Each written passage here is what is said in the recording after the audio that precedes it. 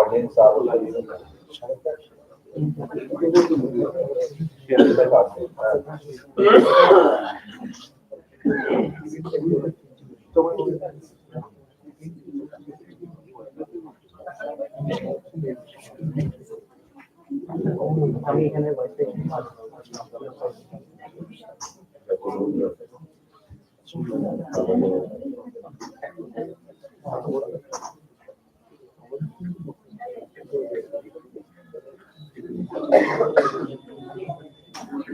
একটা ছেলে পাঠাও আলোচনা হইতে হবে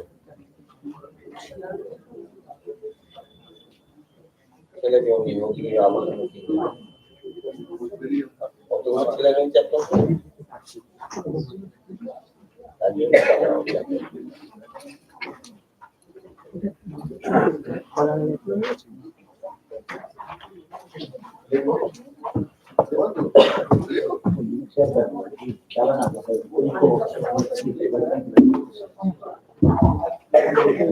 Okay, so good afternoon, everybody, and welcome to the Bose Institute Colloquium.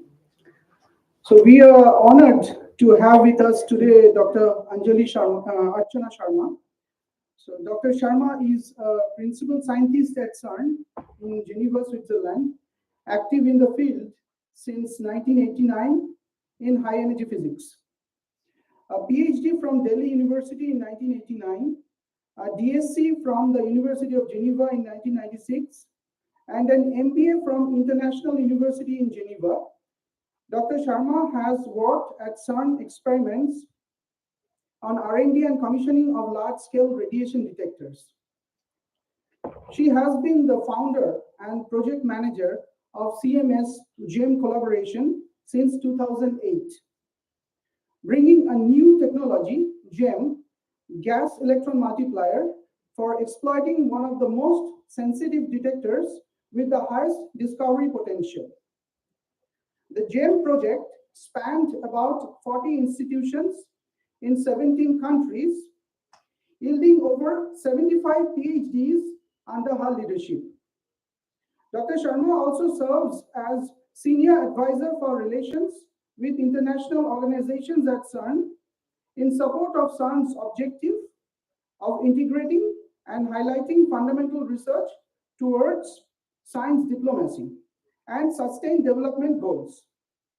Since 2022, Dr. Sharma has been appointed as head of the engagement office for the compact muon solenoid experiment at CERN, which connects her with a collaboration spanning 57 countries and 257 institutes.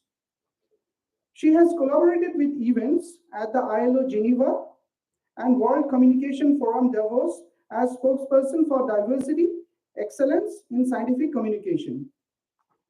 She is also well known for her relentless efforts in mentoring young students, particularly girls, in STEM. Dr. Sharma holds patents for a family of sensors, is an editor of a special volume of nuclear instrumentation and methods, author of over 1,200 publications and 3 popular science books. She is also part of the FAIR Expert Committee for review of experiments. She recently got the Prabhasi Bharatiya Samman 2023 by the President of India. And in that context, she is reaching out far and wide, spreading the message of science, technology, and impact in various institutions in India. So Dr. Sharma will talk today on unlocking secrets of the universe with science and technology. Why should you care? Dr. Sharma, please.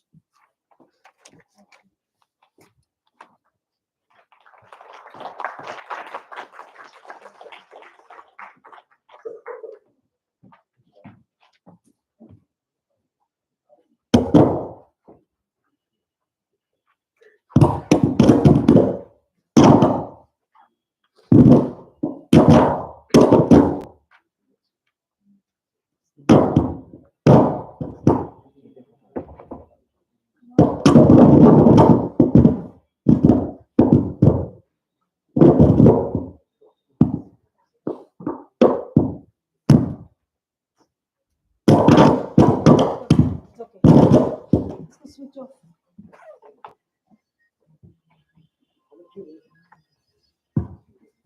I think it's fine. Good afternoon, everyone, and thank you very much for this, first of all, for this kind invitation to come to this heritage institution called Bose Institute, and also for the very generous introduction. Thank you very much. I am honored to be here, privileged to be among students, first of all, young students who are the future here.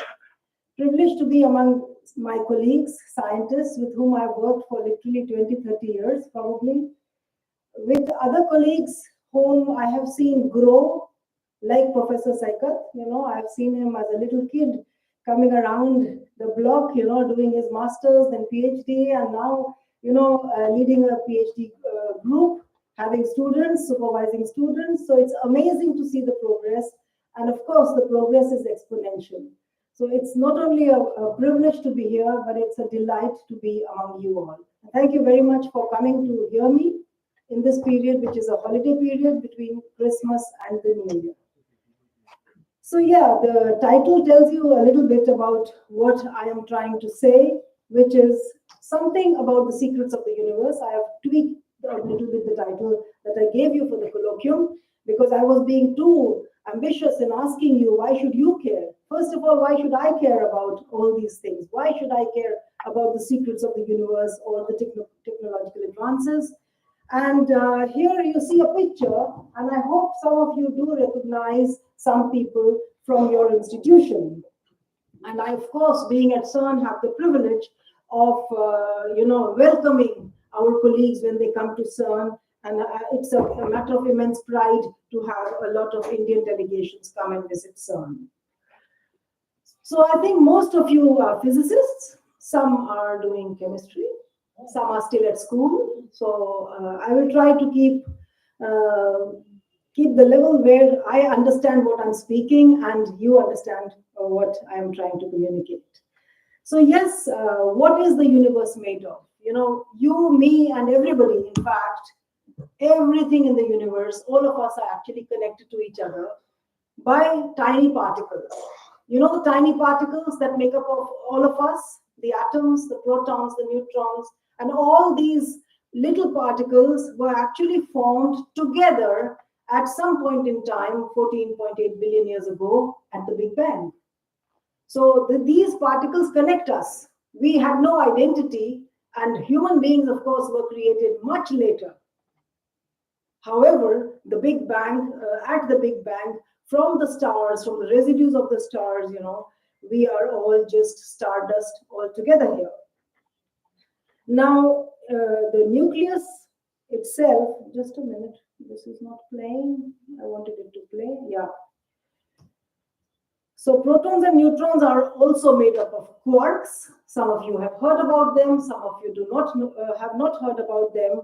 But it's very interesting to continuously keep asking the question, what is this made of? And then you come to the tiniest bits of matter like protons, and they are also made out of more tiny bits of particles called quarks, and they are held together by other particles called gluons. So we will investigate this new periodic table.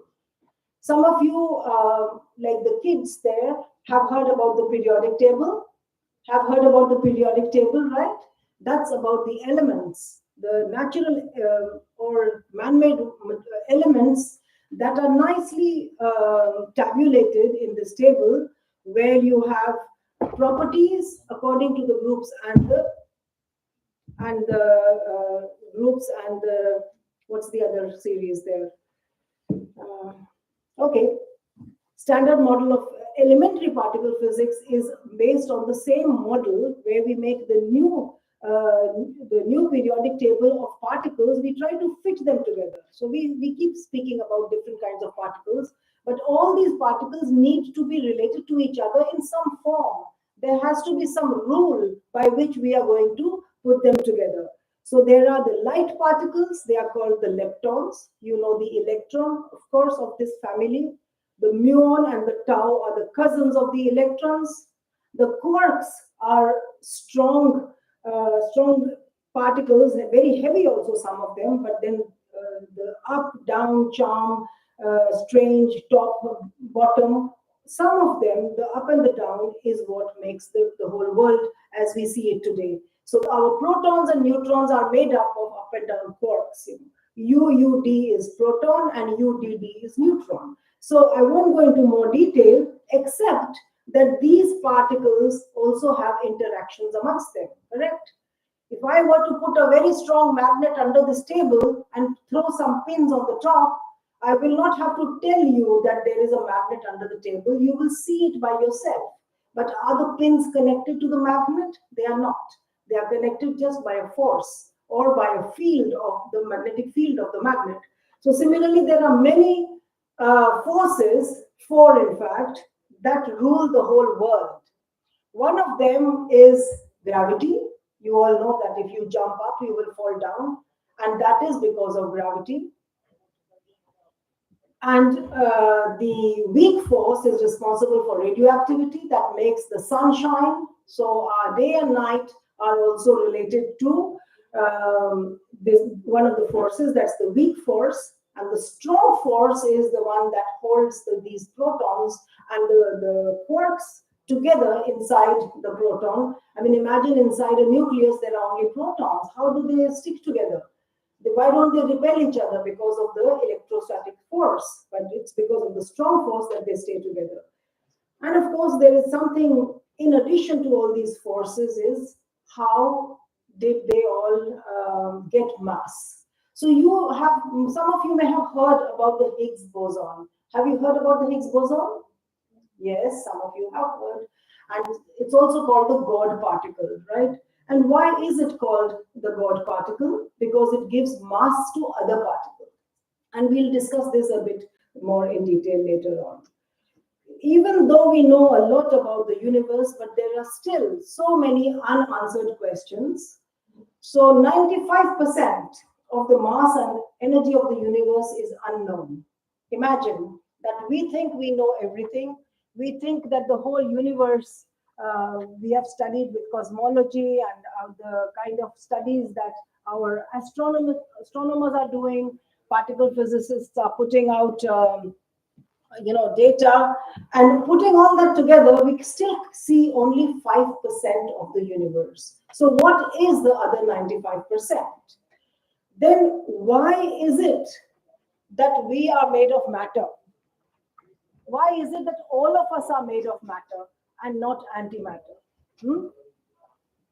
What happened to the antimatter? Suppose if you were made out of antimatter, you remind me your name? Remind me your name? Devnita. Yeah? So suppose if you were made of antimatter, Devnita, and if I were to shake my hand with you, what will happen? Annihilation, So we would both disappear and only energy would remain. And according to the laws of physics, at the time of the Big Bang, matter and antimatter should have been formed in the same proportion. Where did the antimatter disappear? Is there another universe out there which is made up out of only antimatter? But we know that we don't disappear. We are still here. It means that both of us are made out of matter. So there is a question about antimatter. Where did this antimatter disappear? We do not know. Then we speak about other dimensions. You know that if I was an ant, ant, you understand, cheating, little ant who suppose if this ant is moving on this stage here, and it's never allowed to leave the stage. She will think that the world is only two-dimensional, right? She will never imagine that there is a third dimension which we know of, right? But one day she goes down. One day she goes down the stage and she says, "Oh my God, there is a third dimension." Similarly, when Einstein told us that time is also one of the dimensions, which means a fourth dimension. When I arrived at Bose Institute this morning, that time doesn't exist anymore, correct? Similarly, all of you were doing something else in the morning, that time doesn't exist anymore. So the exact specification of the space and time together is very unique. So Einstein taught us that there is a fourth dimension. And now we understand that there could be other dimensions of space and time, or other dimensions, extra dimensions that we don't understand. And then, of course, gravity is very weak. Why is gravity so weak as compared to other forces? So these are kind of questions that are unanswered in fundamental physics. So clearly, we have to look for this antimatter that has gone missing about many billion years ago. And we can't just say, "Hey, let's find it back." But younger people among the audience here are going to think about how we are going to look for the antimatter, or does it actually behave just the same way as matter does?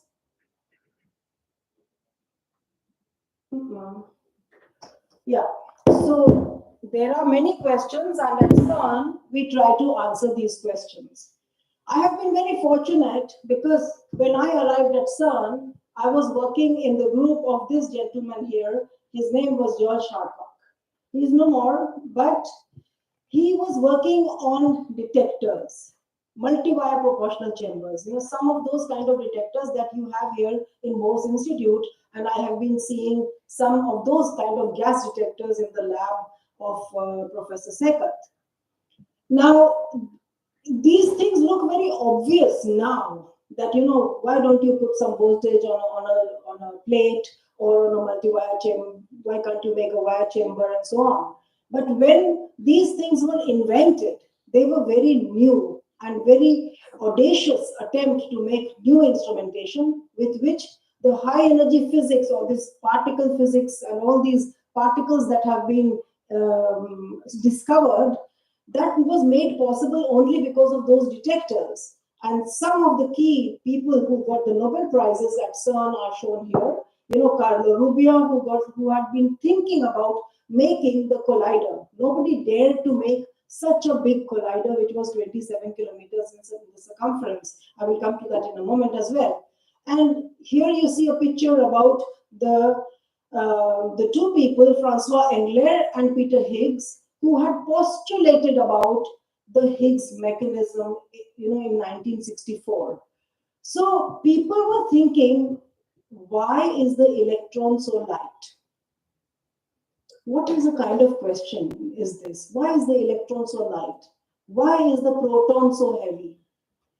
Why do all these particles have different masses? So those questions were asked already in 1964, and a mechanism was proposed on how these particles have acquired mass. So how, if the Higgs mechanism is true, now I'm using a term Higgs mechanism, but let me try to perhaps break it down into something that we encounter every single day. So who is a big star in Bengal? A big film star maybe, or a football star, or somebody? Huh? Saurav Ganguly. Okay, Saurav Ganguly is a big star, right? Everybody agrees? Is there anybody who disagrees for Saurav? No, everybody agrees, right? So imagine that we are in a stadium, very big stadium, much bigger than Eden Gardens, much bigger. And it is full of people just to go there who do not know about Saurav Ganguly yet, that he is going to come there, right? They do not know. They just went there. They were there to perhaps, for a mela, for a party and something, and they were just chatting amongst each other. And at some moment, what will happen? Everyone is just chatting. You spot your friend, you go there, and then you say, "Oh, how are you doing?" etc., etc., right? But at some moment, there is a rumor. Somebody starts a rumor that Saurav Ganguly is coming. What will happen to all these people? They will be very excited, right? They'll be very excited. And then somebody says, "Oh, he's coming from gate number 18." And then what will happen? People will start running to gate number 18 because I want to take an autograph, I want to take a selfie, correct? But then what will happen, because it is full of so many people, some people will run and get the possibility to get an autograph. Other people will be, pushed behind by people around them, correct? In addition, there is something called a fan quotient. You may be a big fan of Saurav, but maybe there is somebody who is not a big fan of Saurav. Possible, no? Not possible, I know. But imagine somebody is not a big fan, so they will just stay there. So what if he is coming? Correct? So depending on the fan quotient and the pushability quotient of people, they will be able to get the autographs and the selfies with Saurav Ganguly. Now, similarly, these particles that were formed at the time of the Big Bang, they were moving around, masslessly, very easily moving around. Then appeared a big star called the Higgs boson. Higgs boson is a kind of particle, and the Higgs is the particle that gives mass to other particles. When some particles could interact a lot, just like the fan quotient, when these particles could interact with the Higgs boson, they acquired a lot of mass. While other particles that could not interact, they did not have that kind of mass, so they remained light. I'm really simplifying it, but you understand the process just by the fact that the amount of interaction between the star and yourself, or between the star and the particle, is what is responsible for the mass of that particle. So this was told by an equation, the standard model of particle physics, that how particles got mass, number one, and number two, how to describe all these fundamental forces in one equation.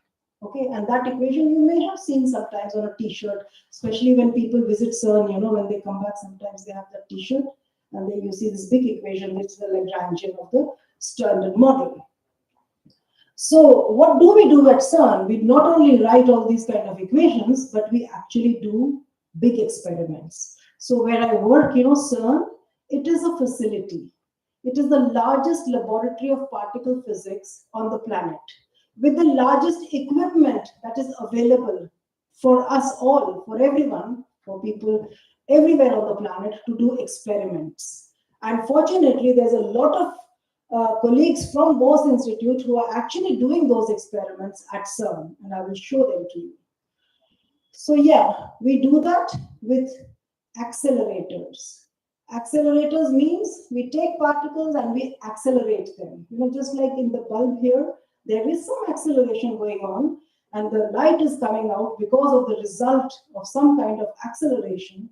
We just translate this into very large apparatus where protons or other particles are created, and then using very strong magnets, we actually give them energy so high that we are able to make them go round and round in one direction, in one beam, and in another direction, in another beam, and then they can collide together. When they collide, we recreate the Big Bang in the laboratory. So just like astronomers, they look at telescopes, we go with our little microscopes, not so little microscopes, which are called accelerators. So we reproduce the conditions of the Big Bang a fraction of a second just after the Big Bang, obviously, because you need a lot of energy and a lot of money then to make these interactions. That's where CERN is, it's partly in Switzerland and partly in France. You see the beautiful mountains behind, which also you get to see many times in the movies, in India particularly. Here you see the airport, that gives you a sense of scale where we are. Then you see a dotted line somewhere here, right? This is the dotted line, which tells you that here is France and here is Switzerland. So that's the countries that are divided here. And we are exploring the structure, starting from the size of the universe down to the radius of the galaxies, distance from the Earth to the Sun, radius of the Earth, atom, proton, and down up to the size of particles at the time of the Big Bang. So what you also see here is a circle. This is just, an interpretation of the accelerator that is 100 meters underground. This is 27 kilometers in circumference. And right here is CERN. This is the airport, as I mentioned here. Here, this is the triangle, that is CERN. As you see already, half of it is in France. So this is the administration block. And when my colleagues who have just come here to visit us, also Professor Supratik and Professor Naina, when they come here, they have their offices right here, inside here. I'm right? And the laboratories and the test beams and data taking and all those, many of those things we do over there. So this is the administrative block, but we have experiments far away, 20 kilometers away from here. My house is somewhere here, When you will come or you will see from the airplane, you will be able to see exactly this picture.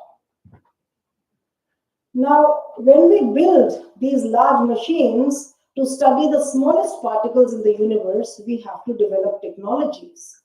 And the amazing thing is that it's really a matter of vision. I must thank, not by I mean all of us who are working in this field, must look at the vision of the directors of our institutions who have thought 30, 40 years ago that there should be a machine operating up to 2040.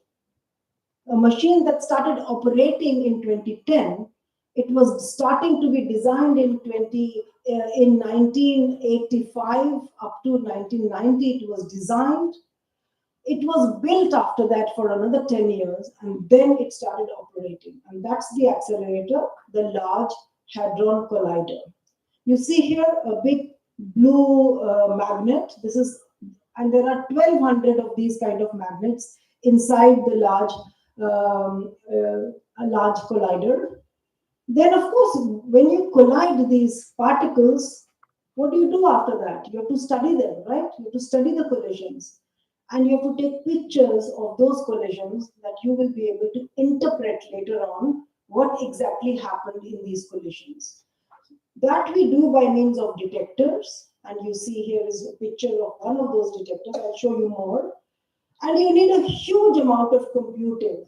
First, to simulate what are we going to study. So the physics, the engineering, the processes, the cross sections, and then all the algorithms used to store this data, this huge amount of humongous data.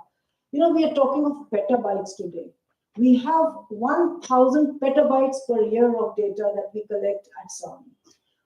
I have to be very honest that when I started my journey, I was just about getting into terms with how much is a megabyte, then how much is a gigabyte. And by the time I got around to understanding, figuring out in my head how much is that, then comes the petabyte, then comes the exabyte, and we are in the exa range now. We are preparing for the exa range. So young kids, I was mentioning to you earlier as well, that's where you need to be so familiar with all this, so familiar with new algorithms, new ways of doing things. The world is changing exponentially. It will be nothing like what we know today 10 years later. The way we do computing is already obsolete. It's going to change completely. Artificial intelligence and machine learning is going to change the face of how we do things. So you need to completely focus on how we do computing as well for the future. So I already mentioned to you that we are 27 kilometers in circumference. I mean, if I start walking in the morning, I don't think I'll make it the whole day, even if I keep walking around in the circle. But fortunately, we have a monorail up here where technicians can go around wherever needed and they can service the machines. The magnet is 18 meters long. One of those magnets, there are different kinds of magnets, and these magnets have the two beam pipes that I mentioned to you. You see here the two beam pipes where protons are accelerated close to the speed of light. So this is incredible. The currents that these cables are carrying, niobium, titanium cables for the quadrupoles here, that current is of the order of 22,000 amperes. At home, when we use a heater, we use 4 amperes. You all have seen the heater go red when it's getting chai banane ke liye, right? But 20,000 amperes. So the challenge for the engineers is, A, what is the material am I going to use? The material will melt the moment you put few hundred amperes, few thousand amperes. Here we are talking about 20,000 amperes. So here we come on material science. The long study together with industry to create this cable, which is so big, and when you will see if you Google up a bit on what kind of cables are needed. So all those, let's say, challenges were met working together with industry, creating these kind of magnets, superconducting magnets that operate at 1.9 degree Kelvin. So cryogenics is very big as well. And of course, I mentioned already, it is the largest microscope on the planet. So billions, thousands of billions of protons travel at very close to the speed of light, and then they travel around the 27 kilometers ring 11,000 times in 1 second. Now, why do we need so much, such a big speed and such huge number of collisions? Because we take data at the rate of 40 million times per second. Why do we need to do that?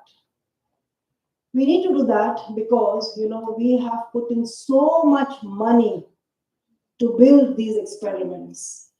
And as fast as possible, we want to create large amount of data.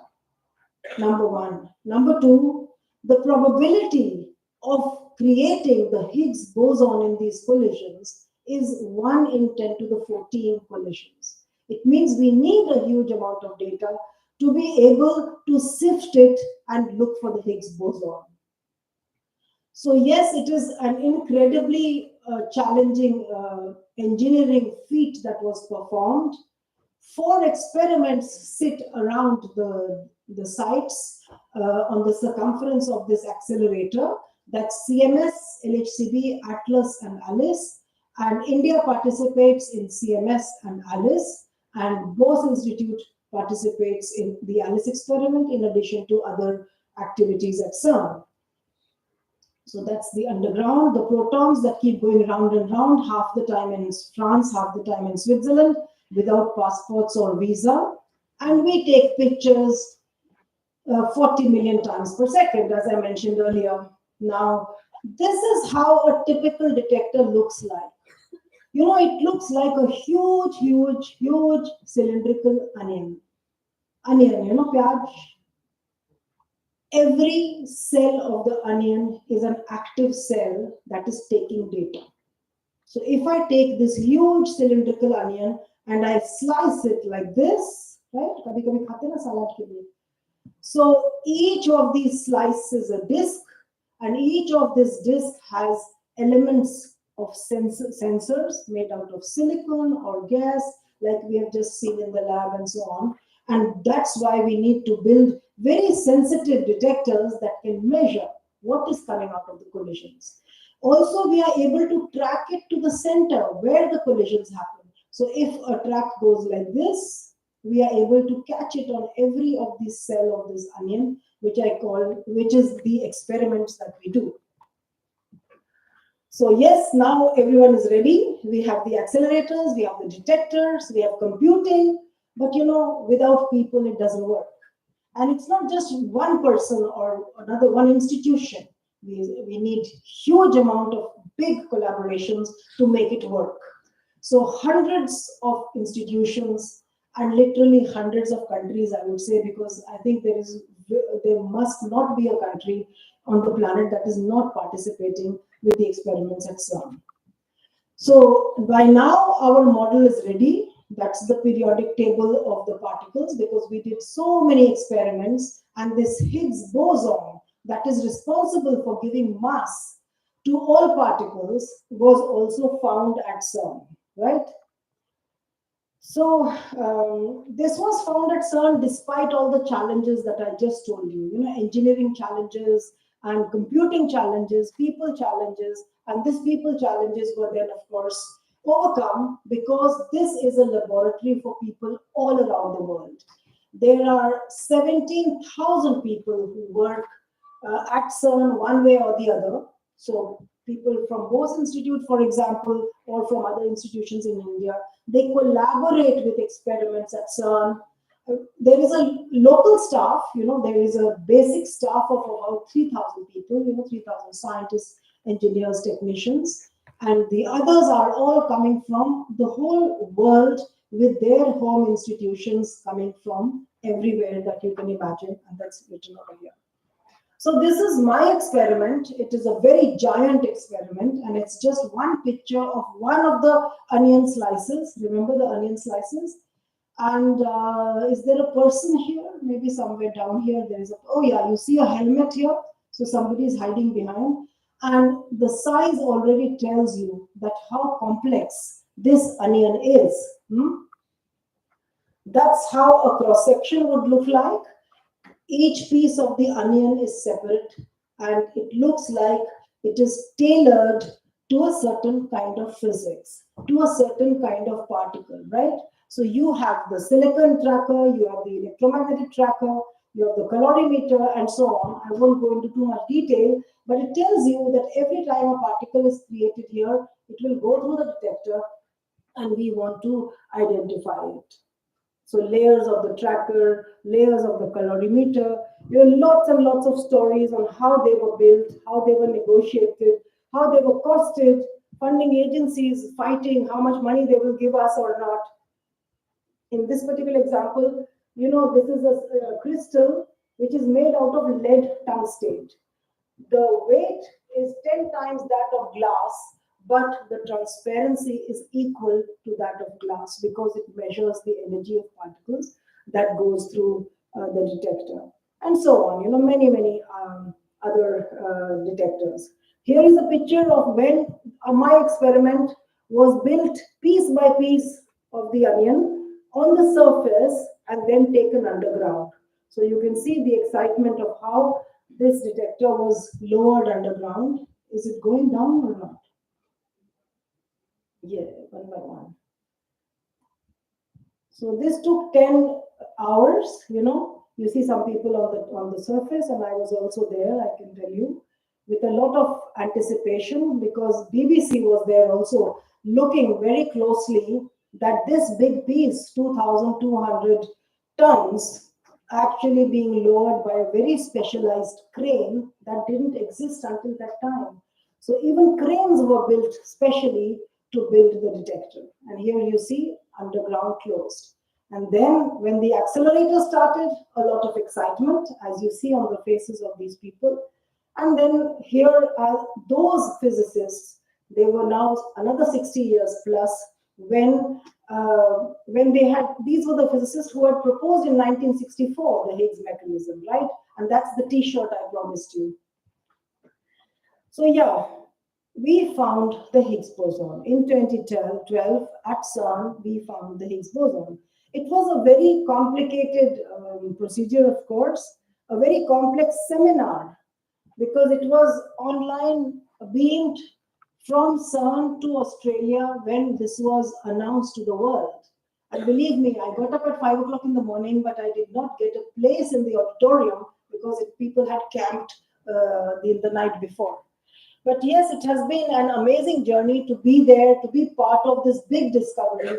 And that's what tells us that, I am a nobody. I am just a person. But when you see that you can be a part of this amazing journey by collaboration, is the lesson that I learned, a very big lesson.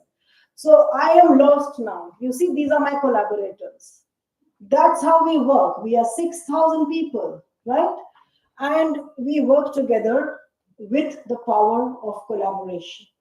And competition is is now obsolete.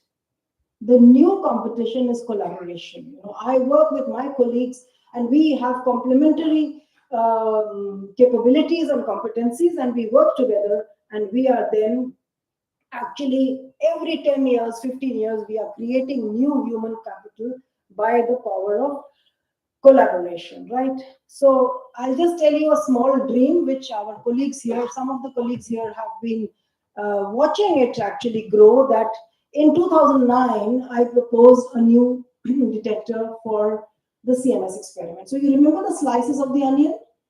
There were different kinds of slices, and I proposed a new slice. Let's put it this way, in a simple way.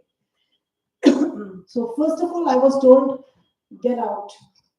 This is not going to work. This technology will never work. You are too late. There is no money. And we will not approve this project. That is how the whole story started. But you know what? First of all, Indians are very tenacious. They will not accept no easily. No? They will say, but this had better work.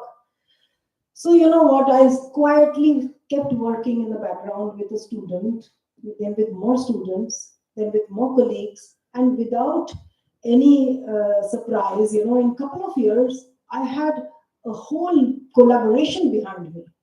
And I had something like 4 to 5 institutions from India behind me. I had from the world big, let's say, countries like Italy and USA, Germany. They all wanted to work together in this new project. So slowly, slowly, this project continued, and you can see here that in 2019 or 2020, in fact, when the COVID had just arrived, I think that's when we actually installed part of the detector. And you see how many girls there are. I'm sure you will notice that also, right? Because we work very hard, don't we?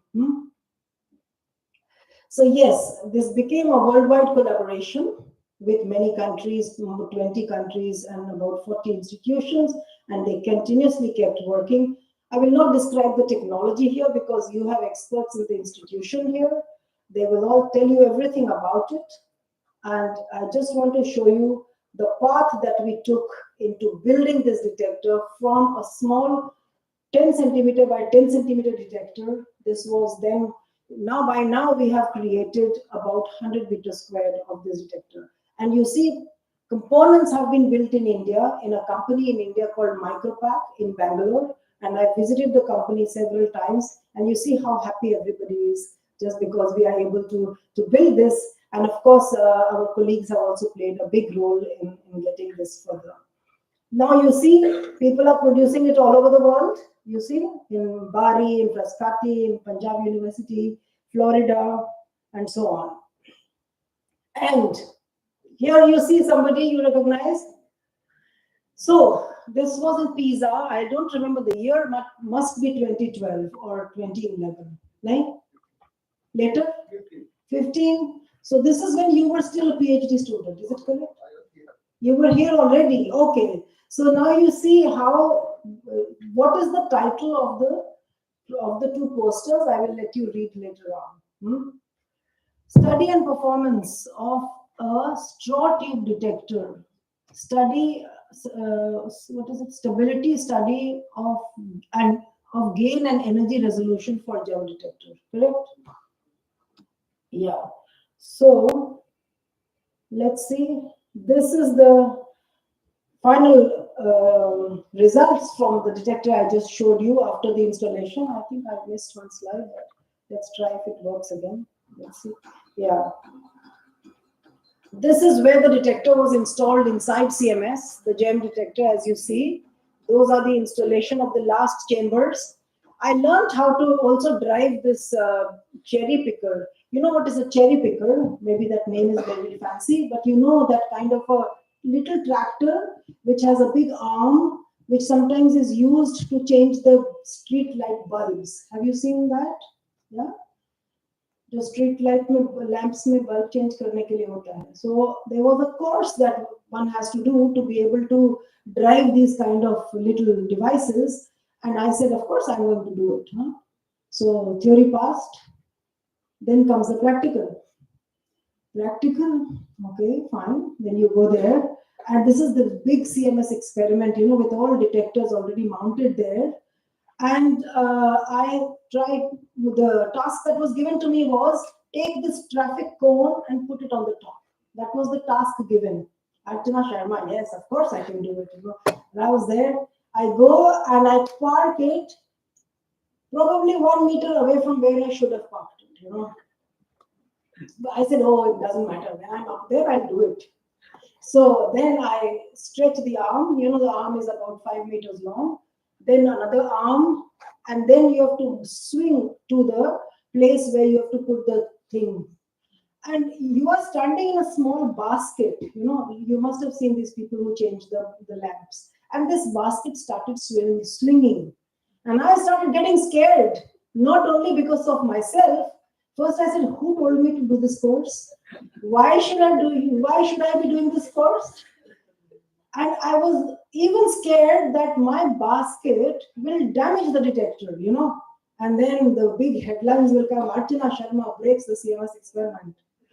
But believe me, with all kind of perspirations, you know, 1 millimeter by 1 millimeter, then from there, I moved this tractor closer to the disc. And I just managed to put that thing over there, and I managed to pass that test, you know. So at least I can say that I can drive that cherry picker, you know. But in the end, when we needed to install the detectors, I would go, but always accompanied by a better expert, just so that I'm able to say I can also drive, you know, that instrument. Anyway, long story short, GEMS installed in CMS, and we can also see data from the Large Hadron Collider in the GEMS that were installed in 2019.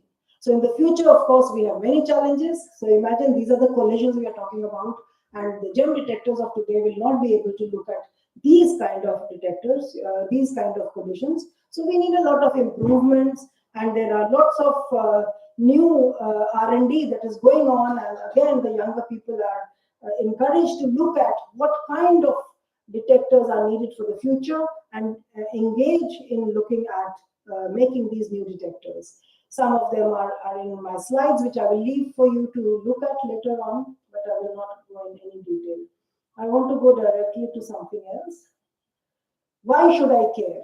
Or why should you care? This is what I wanted to say. You know, when the Higgs was discovered on NDTV, there was a news. Of course, everywhere there was a lot of news, you know. Higgs boson discovered, God particle discovered, Nobel Prize, this, that. One journalist also said, अब हो गया, अब चलो हम लोग अपने काम पे चलते हैं. Higgs boson तो हो गया discovered. अभी it is important. So we have to understand why these things are so important. We need to highlight those things and not only think that it is something for exotic scientists, you know, or esoteric physicists to be looking at. So, first point, I think all of you would know that www, where was it invented? Yeah, it was invented at CERN. And why was it invented? Because physicists wanted to share data, right? Tim Berners-Lee, now Sir Tim Berners-Lee, was a young student, I think he was a technical student, a young engineer actually, and he developed HTTP at CERN. And when he went to his boss and said, I would like to try this out to share data instantly between two computers. And his boss wrote on that, vague but exciting. So we didn't know at that time what www will bring, but today the planet, the surface of the planet has completely changed in the way we communicate, the way we do business, and the way society has developed. So that's not the only thing that CERN has brought out, not CERN only, but physics, particle physics, and the technologies that we have been working with have brought immense impact in the world of medical imaging, in therapy like cancer therapy, material science, I mentioned some of them, cultural heritage. It is so beautiful to see the heritage building of the Bose Institute. We went in the morning, and what an amazing idea it is if we get the money to put an RPC, very big RPC on the surface of that building and on the bottom, somewhere in the bottom ground floors, and then keep mapping to understand what is hidden inside in the chambers, or there are some artifacts inside over there. That would be an amazing thing to do, but I know that we will not get the money for that. Anyway, antimatter. You might think it is science fiction, but you know that in all PET scans, antimatter is used, especially for R&D into the brain metabolisms in an Alzheimer's disease. And of course, during COVID-19, incredible amount of computing from CERN, computing efforts from CERN were used in folding programs for the proteins for the battles against COVID-19. So these pictures are very interesting, as you will see. And I think, yeah. So these are non-invasive methods of medical imaging. So one of the dreams that I secretly have is to create an imaging device using the detectors that we have been working on for the last 20 years to create a very cheap medical imaging device. This is done with silicon, by the way, and the same silicon that was used in one of the onion slices of the experiments. So one of the collaborators called Butler, he is from Canterbury, and he has already made one of these imaging devices, but it's made out of silicon.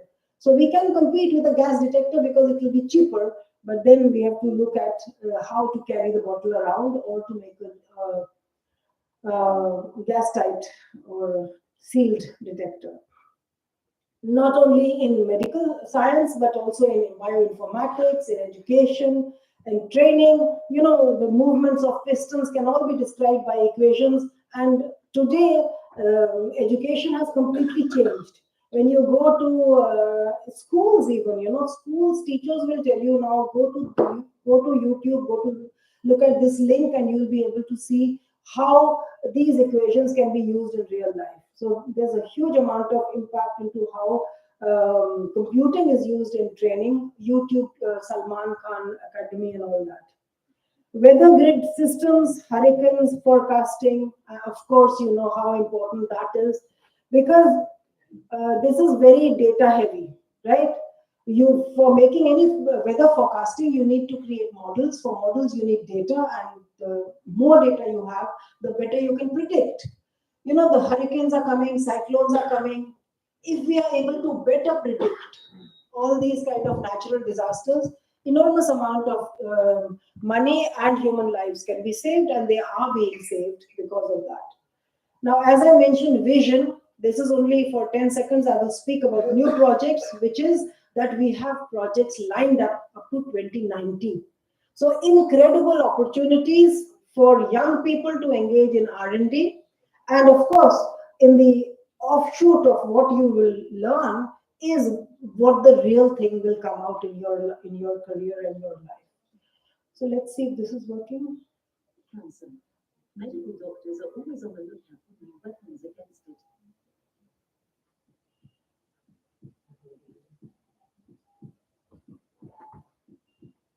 I have cancer, and I'm being treated with radiotherapy, which is one of the dentist types of treatment. Beams you see are protons and other ions, which are precisely aimed at the tumour. They are so precise, they do not damage the healthy tissue around the tumour. Producing these ion beams and targeting the tumour requires a dedicated centre. The treatment process starts from the accelerator complex. This is housed in the basement of the clinical centre, and it is where the therapeutic ion beams come from.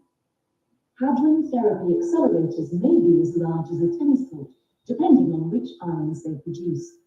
The accelerator is managed from a nearby control room. Here, beam parameters are set up and constantly monitored according to each treatment plan.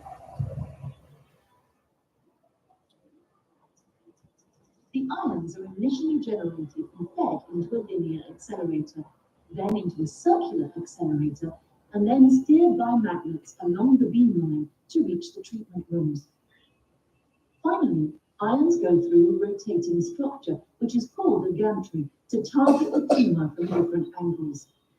The most advanced treatment rooms also accommodate imaging devices, providing detailed information on size and location of the tumor right before the irradiation.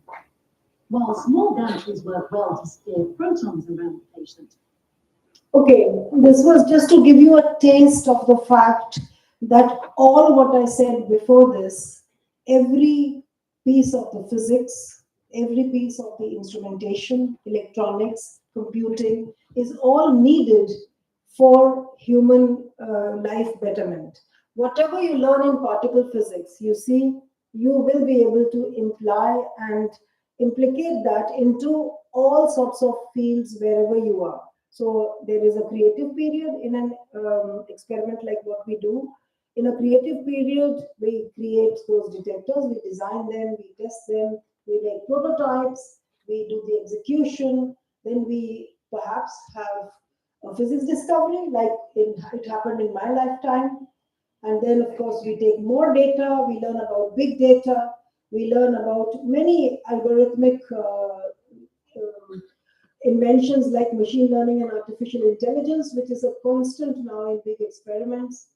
And I will not go again through everything, but you see that in any field that you can imagine, if you have gone through particle physics, you are able to have enormous opportunities, of course, not without its own challenges. And eventually, there is a lot of economic returns as well.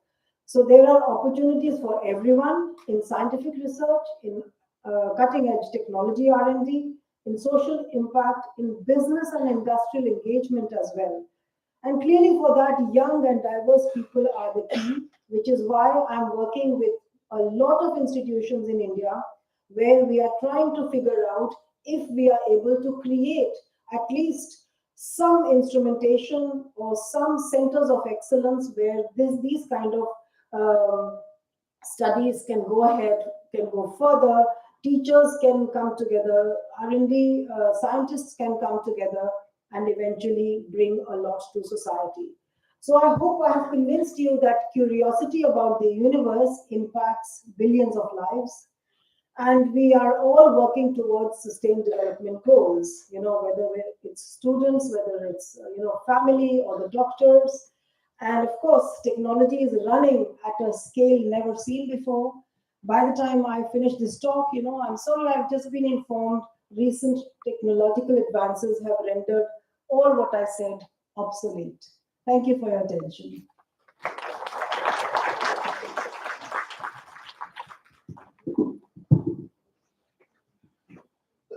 Thank you very much, Dr. Sharma, for this very scintillating talk. I think the students have enjoyed it really.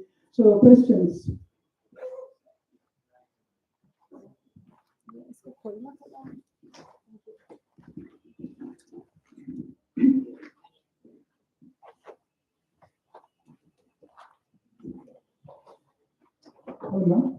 Yes. So when matter and antimatter interact with each other, they usually annihilate each other. But how does then one quark and one antiquark make they form a downstate and create quarkonium, or one electron and one positron they create positronium? So there is a lot more going on. You know about vacuum polarization. You know about deconfinement. You know about the spontaneous formation of quark-antiquark pairs. So there is this constant sea of quarks that is doing much more than what is, obviously when you speak about matter, antimatter, and they annihilate. We are speaking in very simple terms, but quarkonia is real, right? And we measure the activity. Yeah. Then one more question. Yes. Like the Higgs boson, that is like a very influential person. So a lot of people actually try to rush towards him, and the people who are faster, they have more mass. Those who are not faster, they have less mass. So what is the mediator of the interaction between Higgs boson and the other particles that rush to the towards Higgs It boson. is about the interaction of the particle with the Higgs field. That's what I meant by the fan quotient, you know. Yes. So, does it answer your question or not? I mean, what's the mediator of the field? What particle actually? So, Higgs field is everywhere. Higgs field is everywhere. I'm standing here, it's everywhere in the universe, right? So the Higgs, but because it is a field, then there should be a particle associated to this field, and that's the particle that was formed in the LHC when we measured it, right? Higgs boson. Yeah, the Higgs boson. Yes. Okay, thank you. Okay. Yeah. It is not very simple concept, so we try to make funny analog stories about it. So please do read more, and there are many nice YouTube, from CERN. We have nice explanations also than my little sort of Ganguli story. Yes. I saw the gem in the syllabus. So what was the concept behind like positioning the gem and particular on that position or not other position? Yes, so the CMS detector itself is made out of these discs, as you have seen, and also of barrel rings. Right in the center is the collision point. So collisions are very central, as you know, that when the protons collide, they come from both sides, and there is a lot of particles that go in the center, and a lot of forward physics in the forward, right? Now, in the forward, there is a very, let's say, a zone of high eta. Eta is rapidity, which means a measure of the momentum of the particle, right? So, in the high eta zone, there were spaces left vacant because the RPCs at that point of time when this project was being planned could not withstand the rate that was expected to be in the high eta region of CMS. So this was about 4 stations, first of all, 4 stations on both sides. So it means eight stations in total. And right in the center, we had RPCs foreseen, but there were no RPCs that could have that kind of life or radiation capability. So the gem detectors were proposed. When I proposed the gem detectors, I had to demonstrate the life of the detector and the performance of the detector. And that took about 5 years to demonstrate the characteristics of the detector, whether the rate capability is there or not. Not only rate capability, but aging, longevity, producing these kind of detectors of large scale. It was also a challenge at that time. Gem foils were not made large. So the 2 big things that I did in my collaboration with the help of people, who are sitting around here as well, is that we built large size detectors using a technology that was not done before. So we were able to make 1 meter size foils. That was a world first. And second, we were able to build the detector without any glue. You might know that in gas detectors, if you have a glue, it's like poison. So if we are able to make a detector without the glue, using some other techniques of pulling the foils and sealing them with other things, that process was also new at that time. So building large size detectors without glue was a big step ahead, and we got the green light eventually when we proved that this detector can withstand the high rates needed and can operate at 10 years of operation of large commander. Okay? Thank you. Any further questions? I would love to get some girls to ask questions. Come on. Hello. He added my question a little bit. What is the selection process of happening the interaction of the particles with the Higgs boson? Like you told us that the phantom factor comes while they interact with the celebrity or stars. But what is the selection procedure? In that case, that was the phantom of the people. But what is the case in the cases of the Higgs boson and the other particles? And the other particles? Boss, it's a both complex question. So the thing is that we need to study the equations, that what is the interaction, what is the potential at the moment, what is the mechanism by which this potential will be implied, and then the ability of the particle itself to interact. So you have to go through a mathematical procedure for this, and I'm really not good at that, to be very honest. So I don't want to pretend to give you an answer. तो इसलिए मुझको वहां तक ही छोड़ दो, fandom तक. Yeah. Other questions?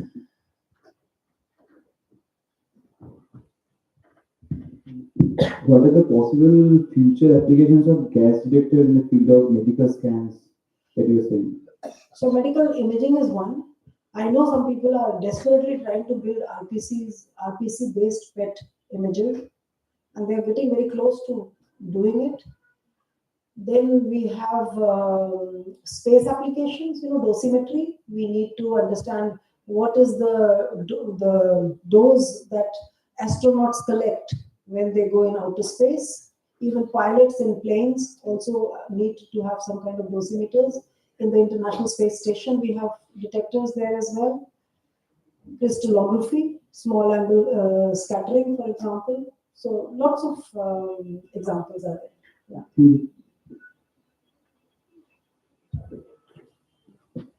Here in front. Hello, ma'am. I saw that the detectors are used for the cancer therapy. My question is, the cancer, the tumor might be way inside our body. So how will that ray, without damaging the skin or other tissue, reach the tumor to cure it? Brilliant question, first of all. Thank you. So, let's say that we have all heard about cancer. It's very close to our heart because somebody or the other dear to us, we know that has had cancer, right? The tumors can be very close to vital organs or can be inside your brain, neck, or other, or liver, lungs, and so on. You're right, absolutely correct. Now, cancer has many treatments, and now we are in a stage where we can combine treatments. So first treatment is, if it is a big tumor, then a surgeon will operate and take out the tumor. Sometimes this is the best thing. Still, there will be some cells of the tumor that will remain in the body. Number two, there is chemotherapy. There is immunotherapy also with drugs. Radiation therapy. You have heard about radiation therapy, of course. But radiation therapy is like shining a torch on your body or on the tumor. So if I have a tumor in my brain, and if the radiation treatment is done, then my brain is also damaged, like you just said. Or if it is close to my heart muscles are damaged. So this is why proton or particle therapy, which means protons and ions also, is gaining a lot of traction in the world. Protons have a particular property that when they travel, they deposit energy only when they stop. They do not deposit energy before. So you saw in that picture where protons were being thrown inside the body, and only they are tuned. The energy is tuned in such a way that they will stop at the point of the tumor. And even inside the tumor, they will be tuned. It's called modulated therapy, where you can tune the first protons only on section 1. For example, you sectionize your tumor, and then only section 1 will need, say, 6 MeV.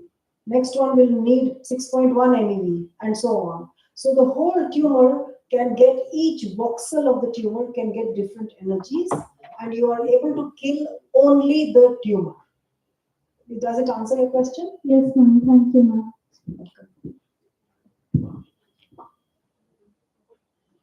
More questions?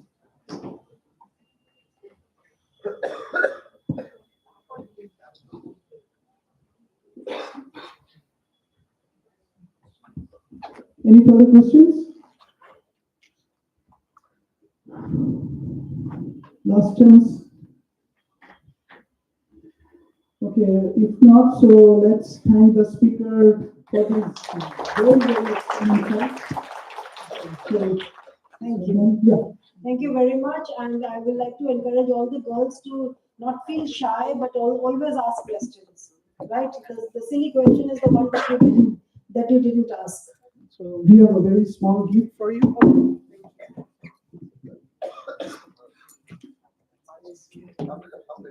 That's wonderful. Thank you so much.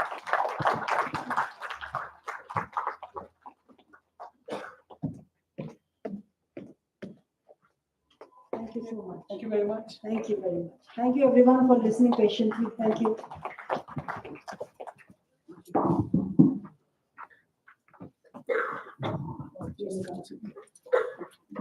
Okay, so